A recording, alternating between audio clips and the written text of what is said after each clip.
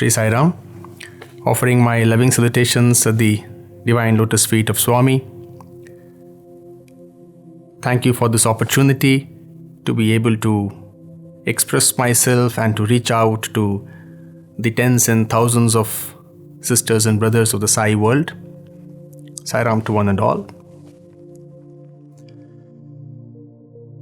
When we speak of Swami and our beautiful time with Swami and all the experiences we have with Swami, and as I look back at my own life and all the beautiful moments that I spent before I came to Puttaparthi, when I was in Puttaparthi, and now, roughly I can say that experiences with Swami could probably be bracketed into three categories. Experiences about Swami, experiences with Swami, and the experience of Swami. Around 1997, I got actively involved in the Sathya Sai Seva organization, at that time Noida, which was under the Uttar Pradesh Sathya Sai organization.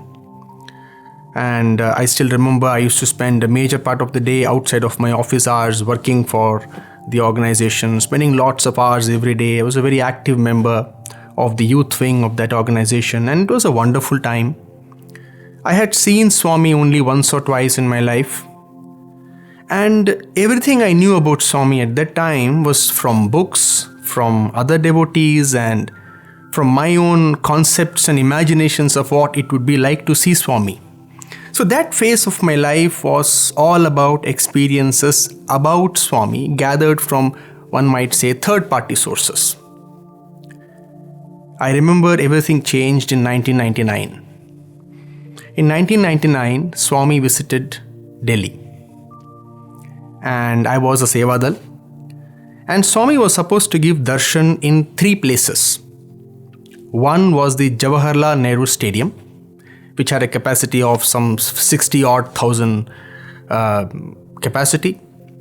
Then Swami was supposed to give darshans in a place called Rai School, and also darshans in Rai House, which was at that time the house of Mr. Kulwant Rai, in whose residence Swami decided to stay during 1999 Delhi visit. And all of us were allotted duties, and my duty was allotted in the Jawaharlal Nehru Stadium. You know how it works in the organizations, and every samiti was given a quota.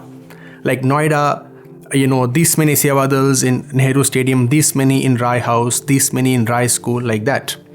And it was decided at that time, I still distinctly remember, it's been now 21 years.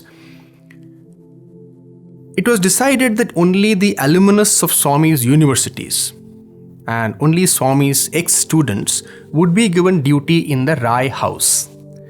The reason being, in Rai House is a very small place compared to the other venues, and there things will happen in physical proximity of Swami.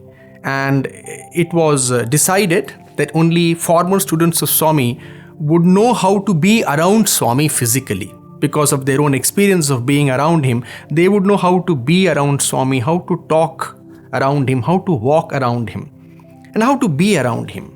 So it was decided that only ex-students of Swami will be given Sevadal duty in the Rai House. And so it was. And there were two students who were selected from the Noida organization to be in the Rai House. An evening before Swami was to arrive, one of those students, two students, broke his leg. And then urgently they needed somebody from Noida because it was Noida's quota. And there was nobody else, so I was sent to Rai House. Instead of Jawaharlal Nehru Stadium, I ended up in Rai House. The whole place was full of Sai students. I was the only non-Sai student. And I still distinctly remember that morning. It was around 9 a.m. And all of us were seated on the lawns. And the black Mercedes, driven by Mr. Vinay Rai, entered the premises.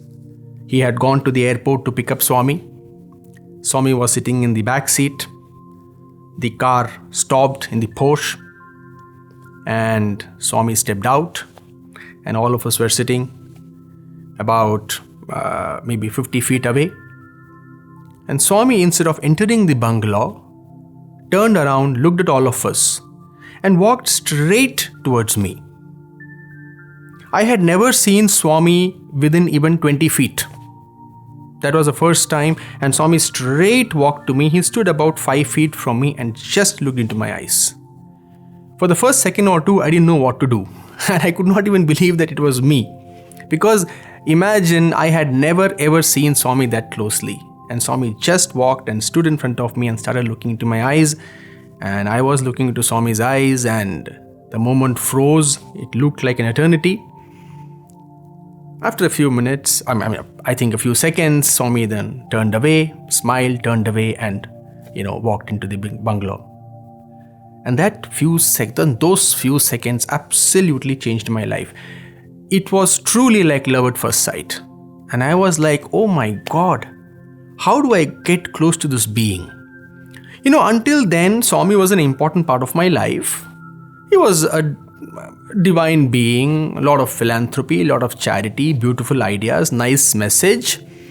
And I was just being the good citizen out of office hours. I was, giving my time and energy to the organization. So Swami was an important part of my life. But that day, he became the love of my heart. And 1999, I said, I have to, whatever it takes, somehow end up being close to him.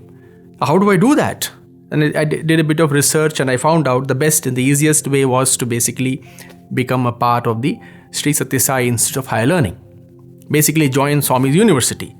And the station of my life at that time, it was such that the only real course open for me was the MBA.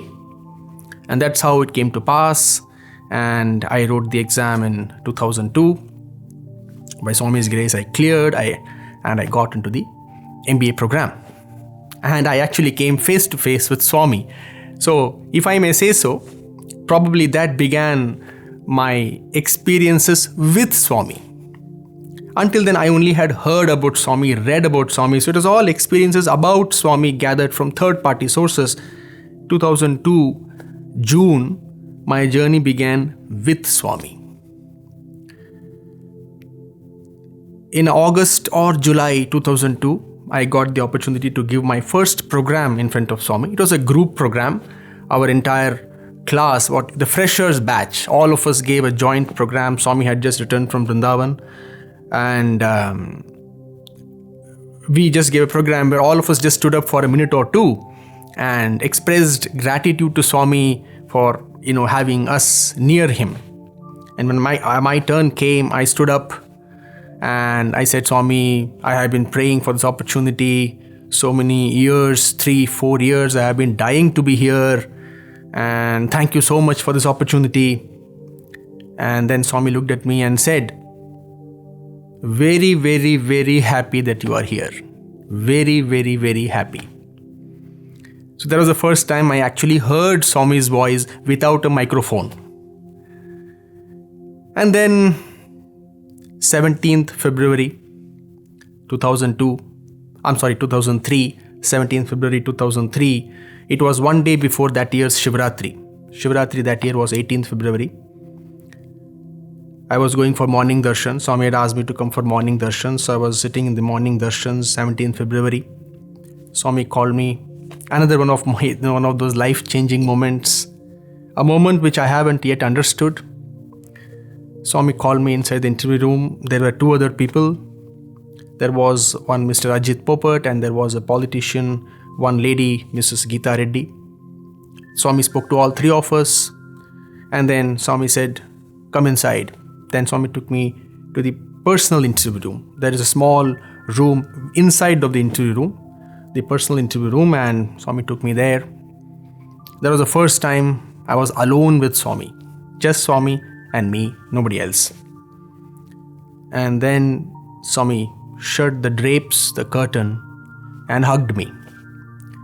And I hugged Swami. Then obviously I broke down. And surprisingly, Swami also broke down. And then Swami said, I have been waiting for so long for this chance. Yeah, you heard me right. Swami said, I have been waiting for so long for this chance. And I was like, oh, aren't those my lines? But such are the ways of Swami, mysteries we will not understand. But over the years, I have begun to realize that our connection with Swami, our bond with him is long, deep, and truly eternal. And over the years, it became clearer and clearer to me as to how Swami has been, is, and forever will be watching over us from within the recesses of our own hearts. So let me rewind a bit and tell you how because of my mother's prayers and blessings, I actually landed up in front of Swami. Many years back, and I think probably I was 14 years or 15 years old, and I was a very naughty, very mischievous boy, and my parents were always worried where this boy will end up. And Swami, my mom cried before Swami, you only have to take care of this boy. It's very hard for us to manage him. We don't know where he will end up. Please take care of him. So one day, my mom was sitting on the bed and reading a book. In fact, she was reading a book by Phyllis Crystal. She had fractured her leg, so she was basically bedridden. So she was just sitting on the bed and reading a book. And as she was reading and she looked up, Swami was standing on the door of the bedroom in our house. And she was shocked, obviously. And Swami said, Swami sonna poduma, faith irkanam. Is it simply enough to say Swami, you must have faith? And Swami said, I will take care of your children. Don't worry. And then Swami said, your son, I'm a systems management da pannuva. Swami said, he will do systems management. And Swami slowly vanished. And then my mom shouted out for my dad, and my dad came running, and mom said to my dad, this is what happened. Swami appeared and Swami said he will take care of our children. And then Swami said, Sanjay will do systems management. What do these words even mean? Remember, this was 1994, 1995. Most of you may not even know how the world looked like that at that time. Forget internet, emails, there were barely phones. It's that time, and Swami said he will do systems and management. And my mom asked, what do those words mean? My father said, no, I'm not sure. Systems means something to do with computers. Management means something to do with MBA. And that's where the matter ended. My first job in the Sathya Sai Institute of Higher Learning was Deputy Manager Systems. And the second job which I currently hold is faculty in the Department of Management. And this Swami said in 1994. In the first interview to our family that Swami gave in July 2004, first time when my parents entered the interview room and my mother entered the interview room for the first time, Swami said, see, I told you that day. Then Swami said, dream la vandu sonne, nera vandu sonne, but still you don't believe. Swami said, I came in your dream and I told you. Swami had also come in my mother's dreams and said that I'll take care of your children. Nera vandu sonne means I directly appeared in front of you and told you, even then you're not believing. Then Swami said, today I am telling you face to face. Your children are my children and I will take care of them. Why I am saying all that is, this is a little bit of a precursor to what happened in 2007. You know, when we are new to the university, sometimes we get carried away, new to Swami and new to his physical presence, and it is so overpowering and so overwhelming that we get driven by this intense desire to experience more and more of Swami's proximity and more of what we think is spiritual progress and more of an inner connection with Swami.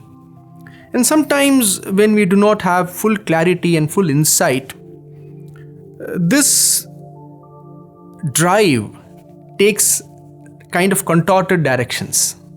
So what happened to me in between 2004 and 2007 was I became very miserable, yet I started putting myself through immense hardships, physical hardships. I reduced eating. I used to read a lot of spiritual books, lot of scriptures, Bhagavad Gita, the works of Shankaracharya. I don't even remember all those now. All those looks like a past life today. But those days I used to spend a lot of time in all these kinds of activities, and I used to get up very early in the morning around 3:30, 4. I used to have bath in the hostel, head bath at 4 a.m., go to the terrace, sit there and do something which at that time I thought was meditation. And now I don't know what it was, but I used to do something. And I had gradually lost a lot of weight. And this body had become 69 kilos. It was the lightest I ever was in my adult life. One day, to cut the long story short, of course, a lot happened. Many brilliant moments were spent with Swami. But one day in 2007, when I was in the interview room with Swami, and Swami looked at me, and suddenly, out of the blue, he appeared quite shocked. And he said, "What have you done to yourself? What is this? Are you not eating? You have become so thin." Then Swami said, "See, 3 years back I told your mother that I will take care of you. Now if your mother comes and sees you and asks me, 'Swami, is this what you have taken care of my son?' what will I tell?" Then Swami told me in that interview. It was a life-changing interview. Of all the many moments I got to spend with Swami, that was truly, really a U-turn interview. I call it a U-turn because my life took a U-turn on that particular day. Then Swami said, "This is not good. Not good." Swami said, "Make a bundle of all your spiritual books. Make a big bundle of all your spiritual books. Collect it and go and throw it in the Chitravati." I didn't really throw it in the Chitravati. There was no water in the Chitravati at that time. But I put away all my books. Then Swami also said in the same interview, "Only from source, not from force. Only from source, not from force." And I came back to hostel and I broke down. Strange is the mind. We all think living in Puttaparthi, in the physical proximity of Swami, getting to talk to Swami, getting to spend time with Swami, getting to travel with Swami. By then I had gone to 3 trips to Kodaikanal, and that same year I went to Chennai with Swami. One would wonder, how can anybody have anything to be sad about? But that is the nature of the mind. I thought I was a deeply spiritual person. But inside I was quite miserable. I was all the time with Swami, but there was something that was always weighing on my mind, and there was something that was always, like gravity pulling you down. And so the more you experience, the more you want to break free, and you do all these extreme steps. And that day Swami said, "Only from source, not from force, and throw away all your books." And I came out of the interview room, and over the next few months, maybe next few years, as I contemplated on what does Swami mean by throwing away all your books? What do books stand for? And what is this source that Swami wants me to tap into? Swami said, "No force, only source." What is this source, and what do books stand for? And what is it that Swami wants me to dump? Books represent acquired knowledge. Knowledge which is basically someone else's words. Books basically represent that knowledge, that intellectual knowledge that we read, we understand, and then we feel, "I know." But we don't really know. It is like a beautiful essay on a mango. A beautiful, well-crafted, perfectly written essay on a mango. It is not the same as eating the mango. An illiterate person who cannot read a single word will enjoy the mango while consuming it, but the most erudite person will read the most beautiful essay on mango and would not know anything as to how a mango feels like or tastes like. So, books are just that. It's alright when we use books for inspiration, but when we use books to understand life, to understand Swami and to understand ourselves and to understand the nature of existence, it is just acquired knowledge. We get that feeling that I know. And by books, it's everything.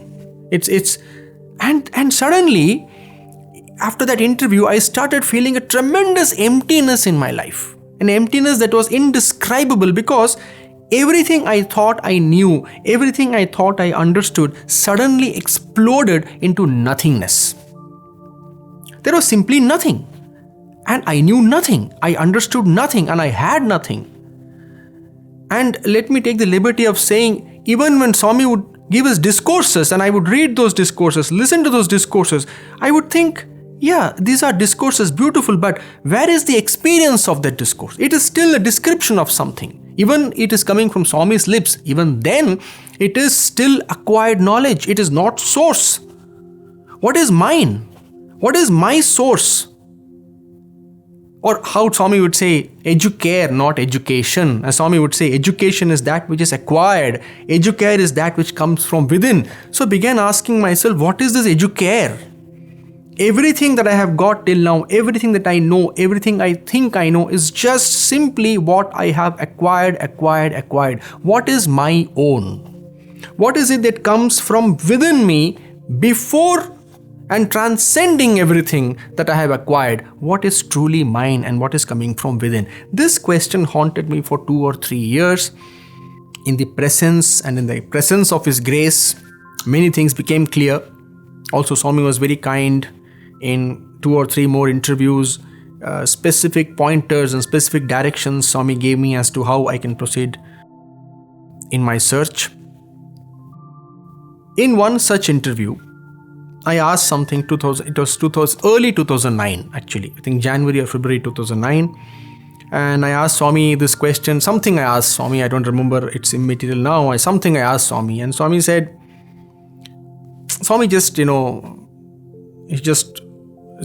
he just basically ignored my question. And he said, see, every answer that your mind finds to a question will lead to 1,000 more questions. Every answer that your mind finds to a question will lead to 1,000 more questions. And Swami said, ignore all those questions and fill your mind with just one question. Everything you empty, give up all questions, fill your mind with just one question: who am I? So that was the first pointer. In 2006, Swami had gone to Kodaikanal. The first time I had the opportunity of accompanying Swami. In one of those evening sessions after the bhajan, Swami posed a question to all the devotees and students present there. There are about 30 or 40 of us totally. And Swami said, who am I? Swami, pointing to himself, said, who am I? And a lot of answers were flowing thick and fast. Somebody said, Swami, you are an avatar. Swami said, Kadu. And somebody said, Swami, you are love, you are prema, Sathya, dharma, all kinds of answers. Swami said, no. And distinctly remember one answer. Somebody said, Swami, you are paripurna avatara. You are the complete embodiment of the divine. Swami said, Adi kade kadu. That I am definitely not. And then finally we all gave up. We knew we were not going anywhere and we all became quiet. And then Swami said, Nenu nene. I am I. That's all. In the same evening, Swami also went on to describe the journey of Buddha or Gautama.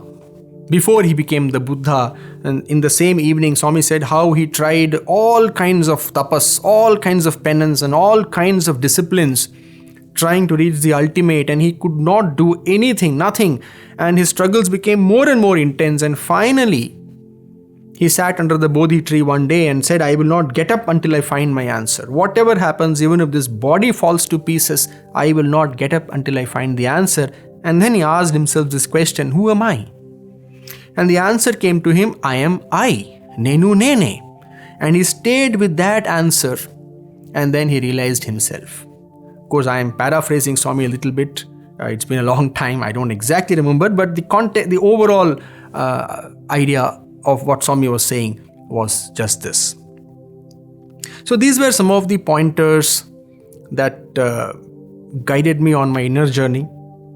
On another occasion, around March 2009, Swami finished darshan, and Swami came back to the interview room. I was there, another devotee was there. And Swami looked at me, and Swami looked very forlorn and very sad. And he said,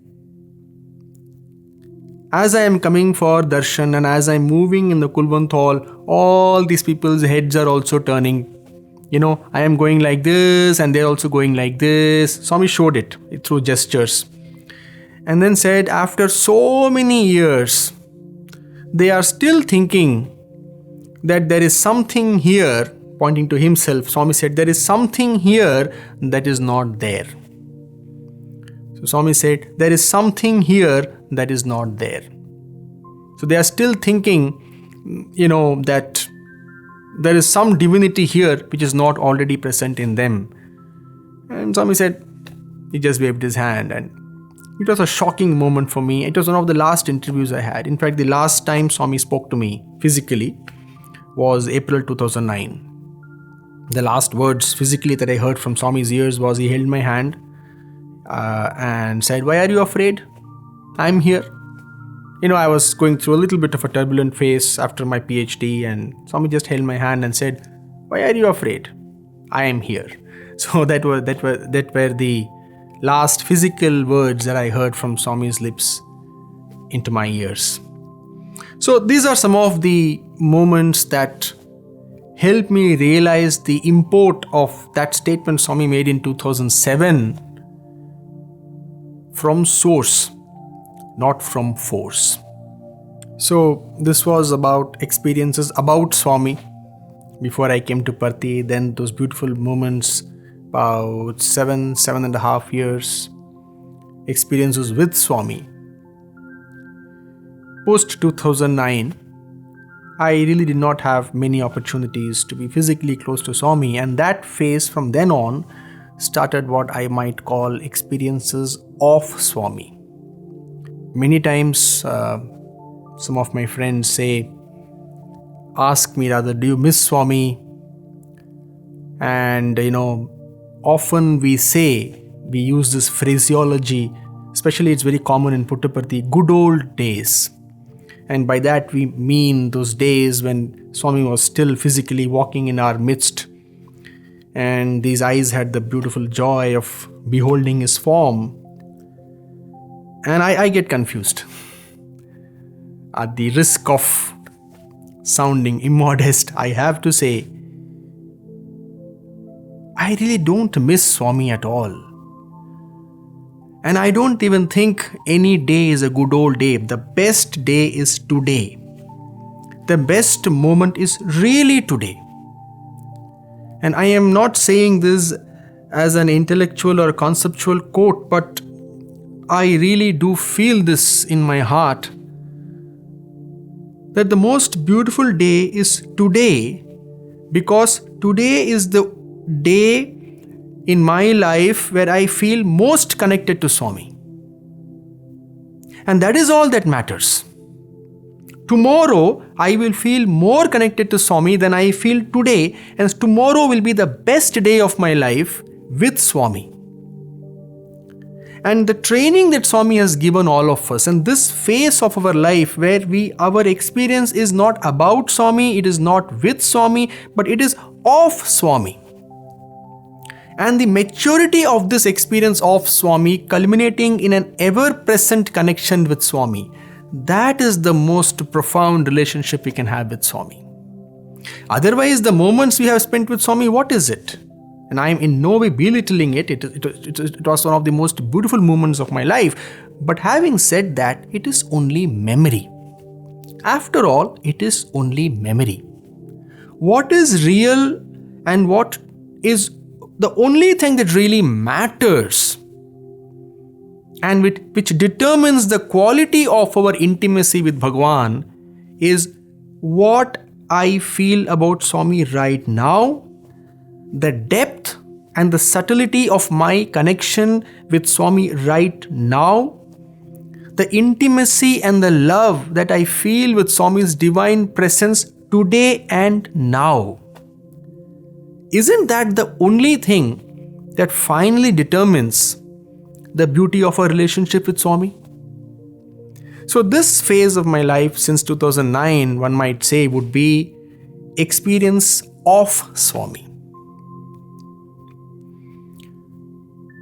So as I was telling you in 2007, when Swami said, put away all your books, it's almost like a part of my life went away with those books, and everything I thought I knew about Swami, everything I thought I knew about life, it all started looking absolutely empty, hollow and meaningless. And suddenly there was this vacuum and void which simply made no sense, and it was absolutely scary. And in that state, I started looking within myself. And as Swami had told me, fill your mind with just one question, who am I?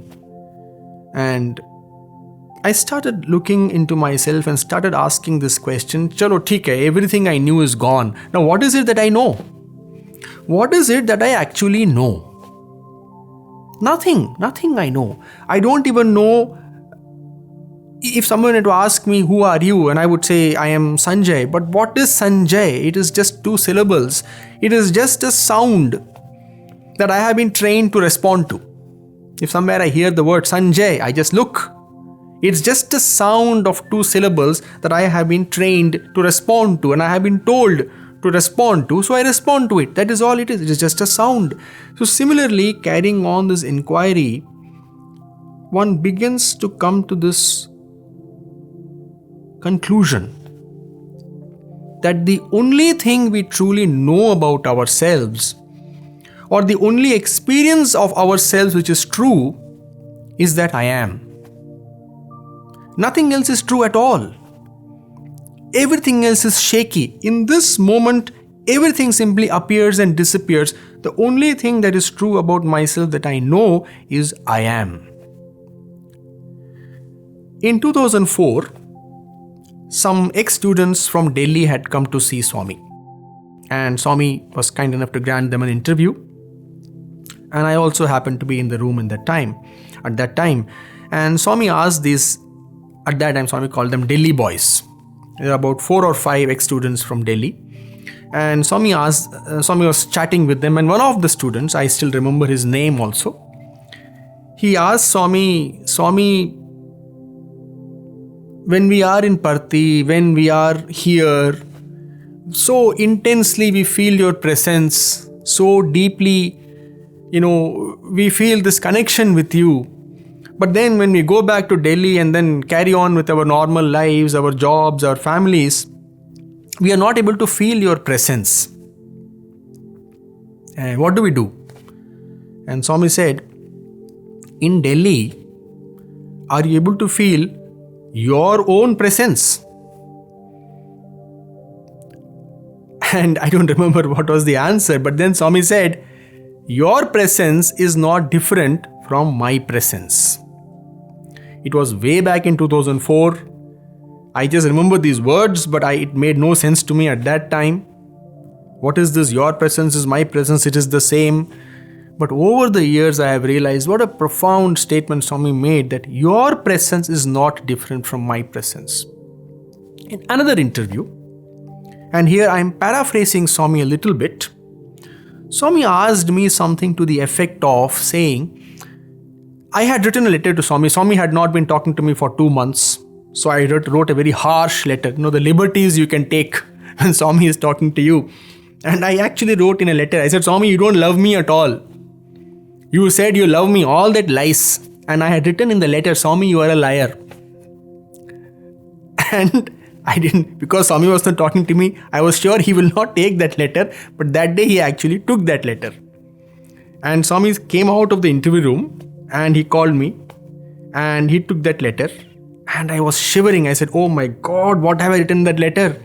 And not only that, Swami opened the letter and started reading it aloud. And then Swami started reading. Then he said, Swami said, I had written, Swami, you don't love me. And Swami said, Swami always loves you. And then Swami said, Swami's love is not like your love. Today on, tomorrow off. Today love, tomorrow no love. Swami's love is always same. And then Swami took me to the interview room. After 2 months, Swami was speaking to me. And in that interview, Swami said something to the effect of, he asked me, see, do you love Swami or do you love your idea of Swami? And that is why our love for Swami is not how Swami's love is for us. So all these pointers over the years, and finally it came to this moment in around 2009, 2010, where, as I was saying, it became clear to me what Swami meant when Swami said, your presence is my presence. And Swami used to always say that, you are mine and I am yours. In fact, in my first personal interview with Swami, I said, Swami, what should I do? Swami said, nothing. Be happy. You and me are one. Remember that? That's all. That's all. You and me are one. So coming back to some pointers and some practices that Swami guided me to, some of them verbally and some of them from within. All that we know about Swami, or we think that we know about Swami, is everything and every bit of it is acquired through what we might call the 5 sense perceptions. You know, our scriptures say that God is beyond sense perceptions. What does it actually mean? You know, always we hear God is beyond senses. Look within, look beyond senses. You know, we keep hearing these phrases. Everything, if you look at our life, everything that we know, everything that we experience in this moment is also acquired and gathered through the 5 sense perceptions. In this moment, every memory, how does memory get created? Memory gets created from a sense perception that happened in the past. Right now, how we experience world, how we experience entire existence, the universe, only through our 5 sense perceptions. We see things, we hear, we taste, we touch, we smell, and then we analyze it. The analysis also happens based on our conditioning, which again is a result of the 5 sense perceptions. All memory, all anticipation, all thought, all cogitation, all emotion, all knowledge, concepts, definitions, labels, stories, everything that we base our life on has been gathered, acquired, analyzed and categorized, and this entire edifice of what we think we know is standing on these 5 perceptions and what we have gathered through these 5 sense perceptions. As a thought experiment, as a reflection or a meditation, let us try this for a minute. Suppose we were born without any of the sense perceptions. We know there are animals, there are birds, there are reptiles which do not have some of these senses. We humans have 5. Some animals do not have 5. Some have other different kinds of senses. So let us assume, as a thought experiment, as a meditation or a reflection, suppose a human being is born without any of these 5 sense perceptions. Say at the age of 10 years, without seeing anything, hearing anything, without tasting, smelling or touching anything, what would be that person's experience of himself? What would be that person's experience of the world? And above all, what would be that person's experience of himself or herself? if we actually look and investigate it with attention, it will become very clear to us that the only experience that person will have of himself or herself actually will be unconditioned awareness. In other words, the only thing that the person will know is that person is. If I had no sense perception, say from birth, all I would know today, all I am capable of knowing today is that I am. So you see, other than this sense of beingness, other than this what one might call the primordial thought of I amness or I am, everything else is gathered through the five sense perceptions. Nothing wrong with that. That is the nature of life, that is the flow of life, that is the energy of life. But if we want to go within, and often I get asked this question, what is it to go within? And I pondered over this question for so many years. What is the meaning of going within? Within where? What is this within? And what is without and what is within? And within of what? Going within is simply ceasing to rely only on what we have gathered through the sense perceptions and looking at that which is self-evident without the aid of sense perceptions, that within us which is self-evident, which is simply that I am. And paying attention to that I amness with one pointed, loving, gentle focus, something miraculous begins to happen. Something stupendous begins to happen. Magic begins to happen, and we begin to realize what Swami said in 2004 to those boys from Delhi. Your presence and my presence is the same. We begin to realize directly, as a matter of something that is absolutely clear and evident, and Swami said, you and me are not two but one. And we also begin to realize why in 2009 in the interview, Swami sadly gestured that all people think that there is something here that is not within you. So briefly, this has been my journey of my experiences about Swami, with Swami, and my experience of Swami. I once again thank everybody for this patient listening and for this wonderful opportunity. Thank you, and Om Shri Sai Ram.